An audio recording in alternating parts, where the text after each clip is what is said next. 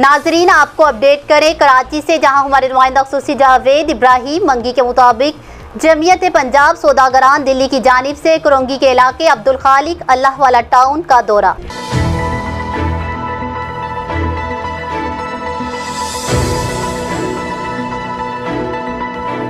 आपको बताएं कि जमीयत पंजाब सौदागरान दिल्ली के मुस्तफिजुद्दीन चेयरमैन हाउसिंग बोर्ड ने दौरा किया और छठे ब्लॉक और पांचवें ब्लॉक की बेहतरी के काम का जायजा लिया और तीसरे ब्लॉक के सीवरेज सिस्टम खराब होने की सूरत हाल का भी जायजा लिया।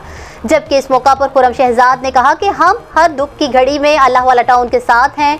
उन्होंने बताया कि ये काम MNA MPA का और सिंध गवर्नमेंट का है, मगर ये काम जमीयत अपने फंड से कर रही है। कुरंगी के इलाके अब्दुल खालिक अल्लाह वाला टाउन में सीवरेज सिस्टम बेहतर करने के लिए काम जारी।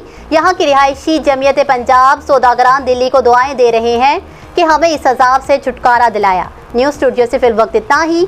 मजीद अपडेट्स के लिए देखते रहिए BBC 11 हेडलाइंस न्यूज़।